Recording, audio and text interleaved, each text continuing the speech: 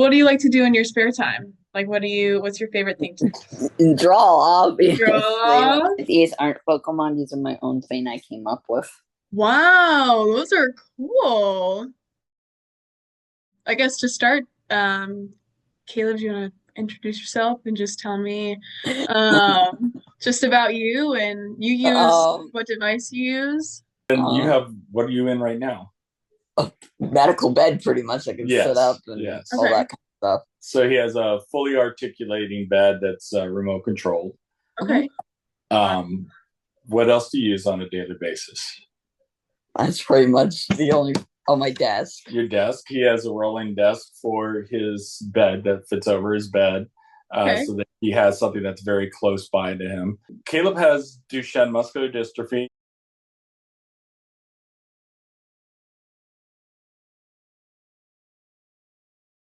Because of that, he has lost use of his legs. His upper body and trunk is rather weak, but he still has some strength. So most of the things that we use are to augment that. So his bed is a not a medical bed, but is a Okay. fully articulating bed. We had him on a medical bed, but it was too big and bulky for us for our space. Mhm. So this particular bed, as you can see, it doesn't have like the rails or anything like that because he didn't need any of that. Yeah. But it still has the mattress that we got for it is a very stiff mattress. Okay. A lot of people make the mistake of using too soft of a mattress, and that actually makes it harder for the people to move around in the bed Mhm. because they sink into it. So then they're fighting against the bed itself to move Yeah. around. Yeah. Yeah. So as you can see, he has a table on there that he can easily move back and forth, Okay. and so he keeps all of his stuff on Cool. there. Nice.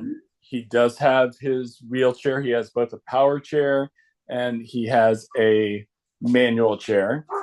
And then right next, you can see that's his cough assist machine. And then he has the rolling table that's right next to him. That table can also be moved anywhere that he needs it. We use a sliding barn door that goes back the full width. So you have the full width of the door to be able to get in and out.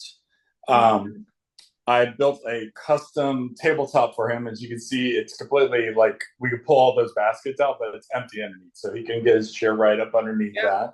And then you can see here the sink is the one that you would find like in a restroom, public restroom. It's all motion so that he can go and access that pretty easy. Same with the toilet. Toilet, you can either push or it's motion sensitive, so it flushes automatic that way. Um, the seat is actually a bidet seat. What a lot of people don't realize is how hard it is for people to keep themselves clean when they're limited mobility. And Mhm. it's very, very hard. Mhm. So the day takes care of that for him while still giving him dignity, you could say. Yeah. Yeah. You know? Yeah. Mm-hmm. The toilet is also a handicap toilet, so it is raised about an inch and a half higher than a standard toilet, which puts it at the same height as a wheelchair. So when he was younger, he could get on and off of it himself. Now he doesn't have full use of his legs, so he can't do it. We have to do it for him. But for somebody that's in a chair, it makes it so they can easily transfer. And then we totally took out the bathtub as well. This is a handicap bathtub. He does need help with it, but if somebody was just in a standard wheelchair, they can literally pull right next to it and transfer straight in. Nice. Wow. And it has a jacuzzi, air jets. It has lights for like if somebody had sensory issues, and things like that. It does that kind of stuff. So it has aromatherapy built into it, all kinds of stuff like that. So this is where we did most of our like big modifications was in this bathroom. I know it seems like minor changes, but it makes a big difference when it comes to being able to be as independent as possible. Have you ever had like OT services before or? So he has had OT inside a medical setting, but not Okay. inside the house. Okay. Okay. Yeah, because that's something we definitely advocate for is just being as independent as possible. So like Wait, that's he a used to town? get OT inside the school where they would come into the school where his chair could be like a different chair than everybody else. His desk would be different, things like that.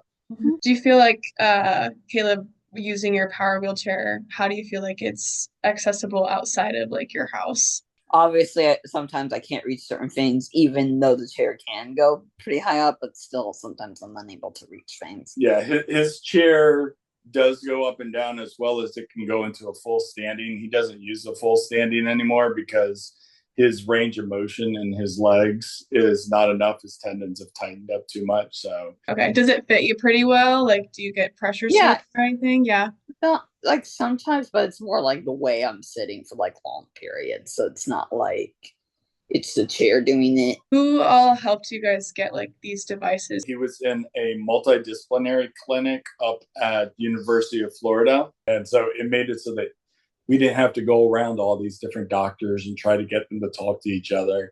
It was wonderful. Nice. And how long have you had the bed for? Been like a very, very short amount of time. This particular bed is a short time. He got his first mechanical bed. It was probably 2018. Everything has remote controls in here.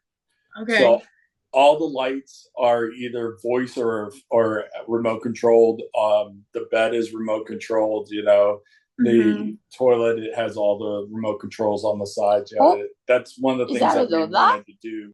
His handicap van that we got, the driver's seat comes out of it. If he ever wanted to, it's already set up where it's just a plug and play for hand controls, and he can literally drive the van with a joystick. Yeah, that's something we've learned about in I don't class. trust myself with that. I was gonna say, is that something you're interested in? No, I don't trust myself with that. No. I'm like, I'm gonna just crash it into like a curb.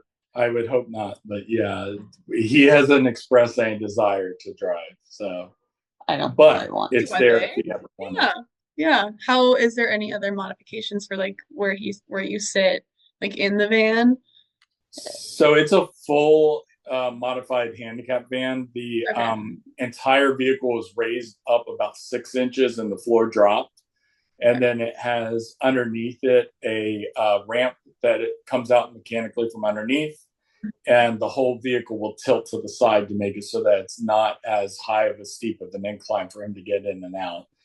And if he ever chose to go into the driving position, it has a lock that's underneath that we would just need to buy the lock that goes up underneath his chair, where when he would drive in, it would literally lock him into place. He wouldn't have to worry about like straps or anything like that.